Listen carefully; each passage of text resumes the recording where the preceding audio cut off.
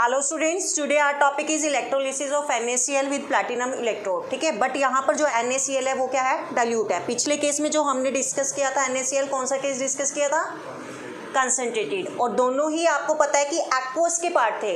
ठीक है, जब हम इलेक्ट्रोलिसिस कर रहे थे NaCl का इन एक्वस स्टेट, तो वो दो पार्ट में डिवाइड हो रहा था, केस 1 एंड केस 2। केस 1 था कि एक्वस और केस 2 क्या था, डाइल्यूट। ठीक है, तो यहाँ पर ये हम क्या डिस्कस कर रहे हैं, केस 2।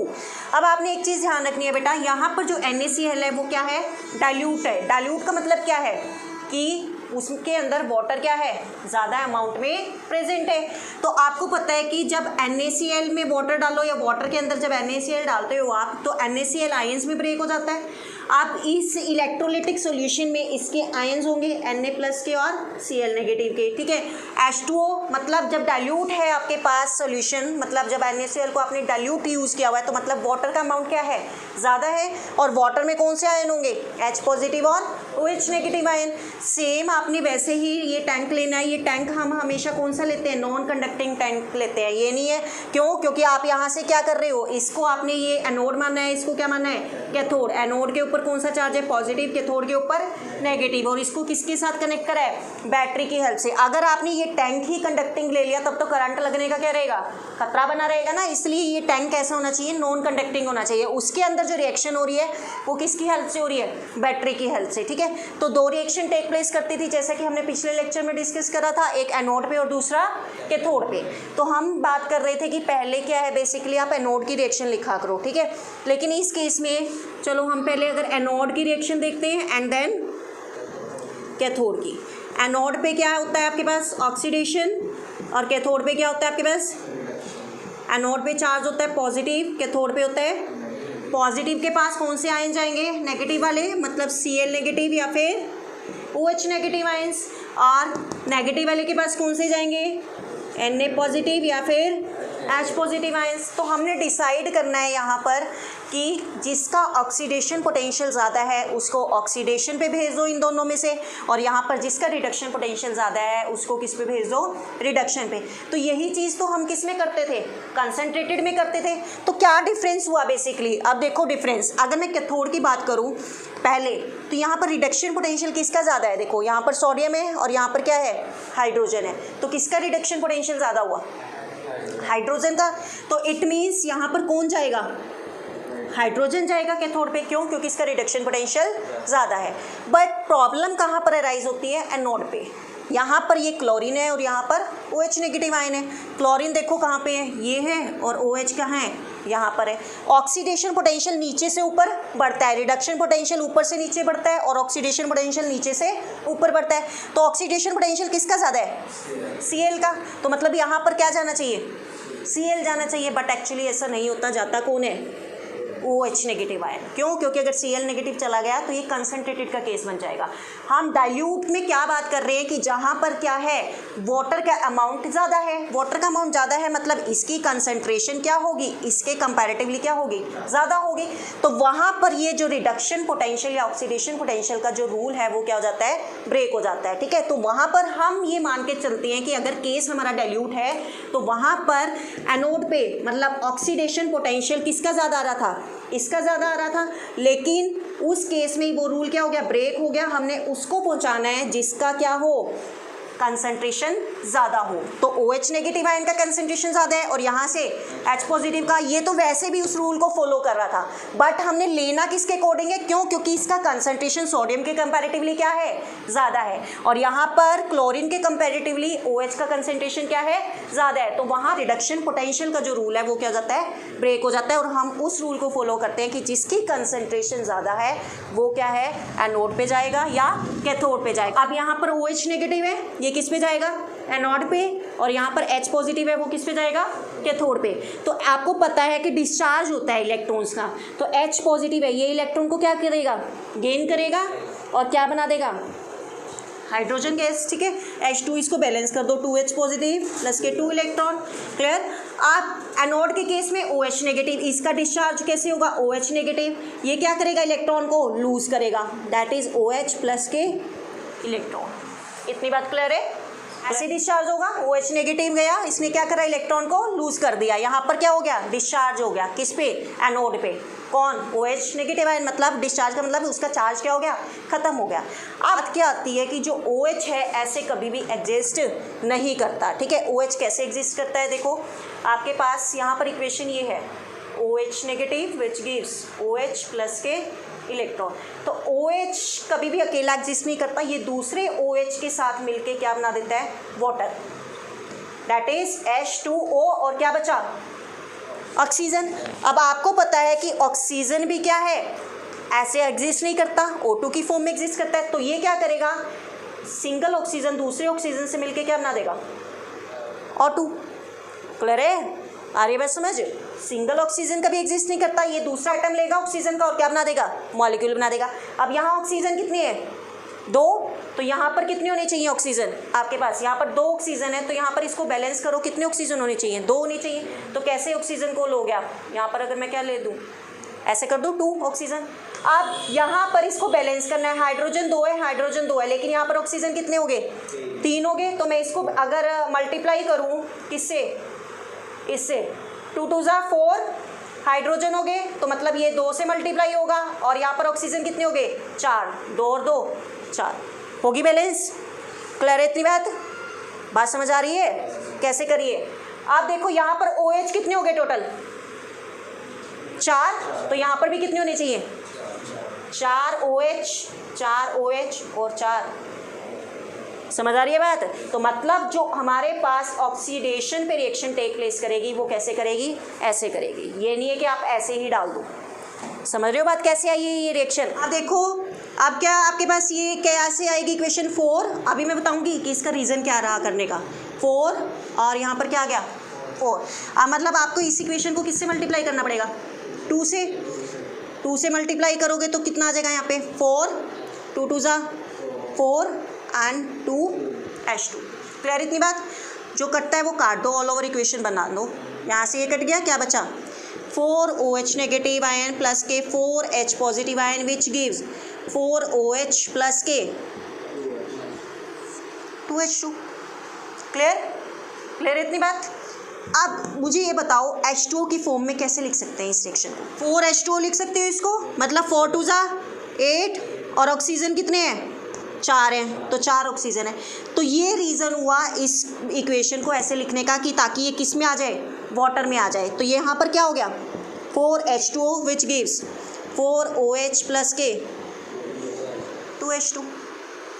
आ रही है बात समझ? तो यहाँ पर ये एक चीज़ क्या कह रहा है? यहाँ पर इलेक्ट्रोलिसिस किसका हुआ? वाटर का हुआ। तो आप ये पूरी इक्वेशन को अगर 2 से डिवाइड कर दो तो क्या बन जाएगा? 2 H2O which gives 2 OH plus के, ये इक्वेशन भी आ सकती है। समझ आ रही है बात? तो आप इलेक्ट्रोलिसिस तो किसका कर रहे थे? NaCl का। हो किसका गया? तो कितनी डिफरेंट बात हुई। इलेक्ट्रोलिसिस कर किसके रहे थे? क्लोराइड का, लेकिन यहाँ पर इलेक्ट्रोलिसिस हो किसका गया? वाटर का। तो ये ऐसा क्यों हुआ? ये डालने से इसका क्या हो गया? क्या मतलब इस एक्टिविटी क्या होगी? इंक्रीज होगी। ठीक है, तो यहाँ से आपको क्या पता चल रहा है कि NaCl की कंसंट्रेशन क्या रही यहाँ पर? कांस्टेंट रही। मतलब इसने तो टेक पार्ट किया ही नहीं है, ना Na पॉजिटिव ने और ना ही Cl नेगेटिव ने। हाँ, तो ये एनोड पे गया, ना ये कैथोड पे गया, तो मतलब इनकी कंसंट्रेशन तो क्या रही? कांस्टेंट रही। सेकंड थिंग, हम क्या पता लगाते थे कि एनोड पे कौन सा प्रोडक्ट फॉर्म हो रहा है और कैथोड पे कौन सा प्रोडक्ट फॉर्म हो रहा है। तो एनोड पे कौन सा प्रोडक्ट फॉर्म हो रहा है? बोल देना कि OH। ये कोई प्रोडक्ट नहीं होता। 4OH को ब्रेक करके लिखो, कैसे लिख सकते हैं हम?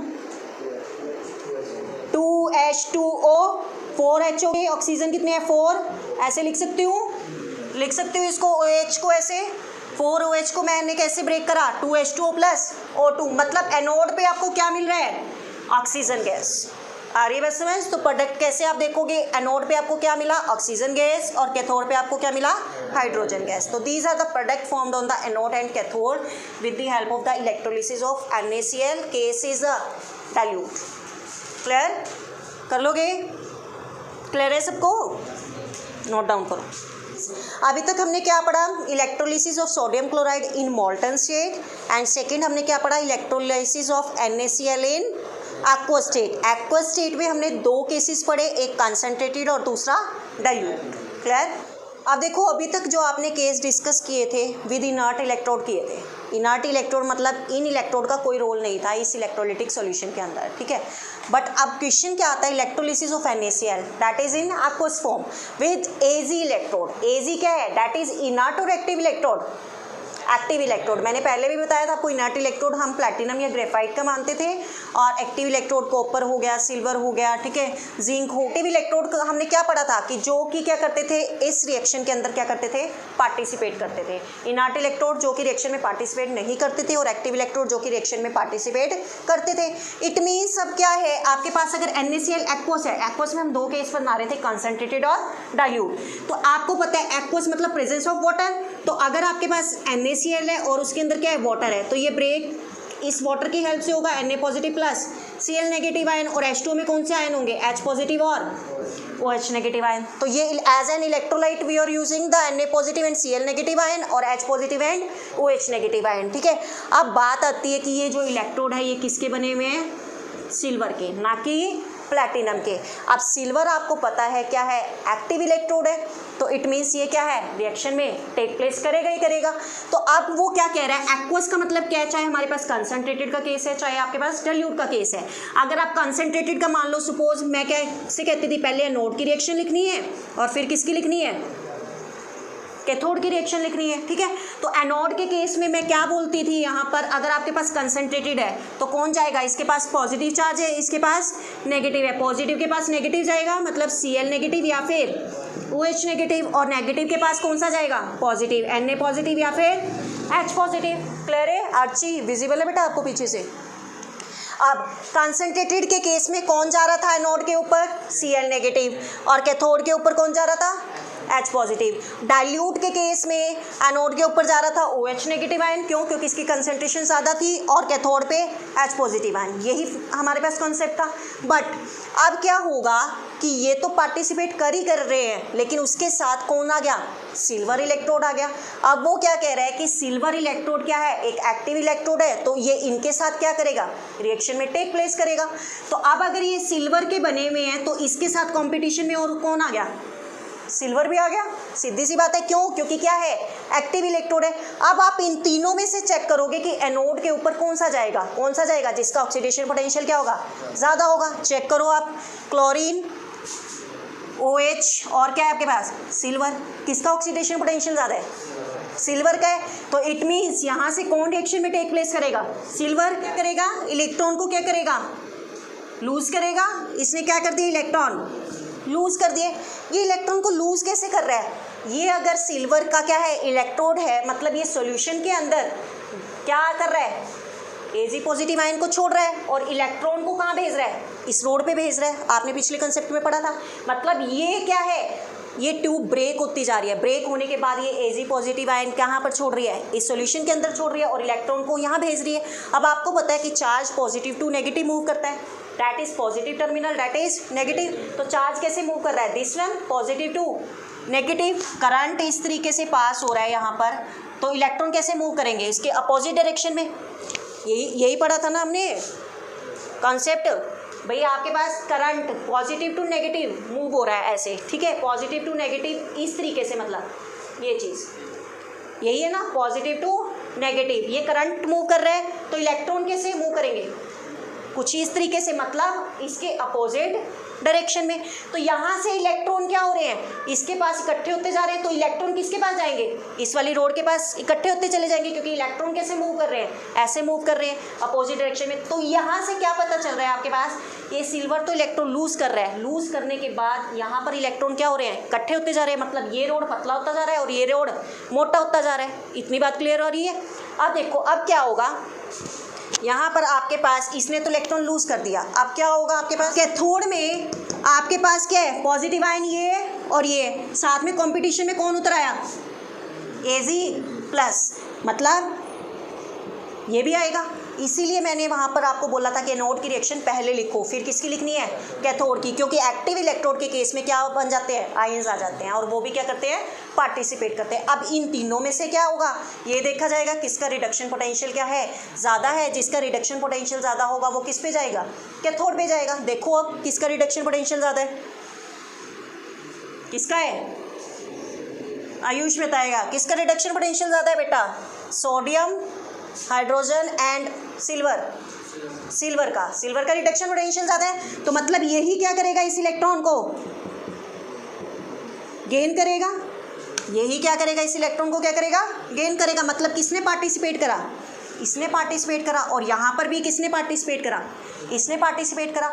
तो आपको अगर याद हो, मैंने आपको ओरली बताया था rules for the product formation की अगर एक्टिव इलेक्ट्रोड क्या कर रहा हो, टेक प्लेस कर रहा हो, तो और सारे सेल की जो रिएक्शन है वो क्या हो जाती है, स्टॉप हो जाती है। मैंने पहली बार आपको जब प्रोडक्ट फॉर्मेशन का रूल बताया था तब आपको मैंने ये बात बोली थी।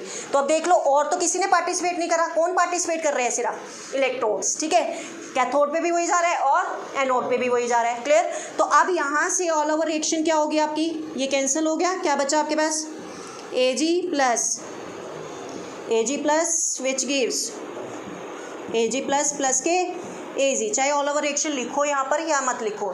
तो आपको बताना है कि एनोड पे कौन सा प्रोडक्ट बना आपके पास, सिल्वर के आयंस, ठीक है, एक्वस सॉल्यूशन में, और कैथोड पे सिल्वर दैट इज सॉलिड। तो अगर आपको ध्यान हो, यहाँ से अभी मैंने आपको कहा है कि ये रोड ब्रेक होती जा रही है, इसके ऊपर इलेक्ट्रॉन क्या होते जा रहे हैं, डिपॉजिट होते जा रहे हैं। मतलब यहाँ पर ये जो सिल्वर है ये डिपॉजिट होता जा रहा है, क्योंकि यहाँ से ये इलेक्ट्रॉन इस पे छोड़ रहा है, इलेक्ट्रॉन इधर आ रहे हैं, और सिल्वर इसको क्या कर रहा है, इलेक्ट्रॉन को एक्सेप्ट कर रहा है। तो ये Ag किस पे डिपॉजिट होता जा रहा है, इस रोड पे। तो यहाँ से ये रोड पतला होता जा रहा है, ये रोड मोटा होता जा रहा है। तो ये किसके लिए मेथड था, that is the method use for electro refining of metal. 10th class में भी पढ़ के आए हो इलेक्ट्रो रिफाइनिंग ऑफ मेटल, कि एक रोड जो होता है ये क्या हो गया, फिर that is a impure metal, और ये क्या हो गया, that is a pure metal, जिसमें से क्या इम्प्योरिटीज़ नीचे आपके पास डिपॉजिट होती रहती थी, और प्योर मेटल जाकर इसके ऊपर डिपॉजिट होता रहता था। तो यहाँ से हम क्या कर लेते थे, प्योर मेटल को एक्सट्रैक्ट कर लेते थे, ठीक है। तो that method is also use for the electro refining of metal, और you can also say that is use for the purification of metals, clear है। तो that is another case in which the active electrode participate, clear. तो अगर active electrode का case आ जाए तो इस तरीके से करना है, कर लो नोट डाउन, क्लियर है बेटा।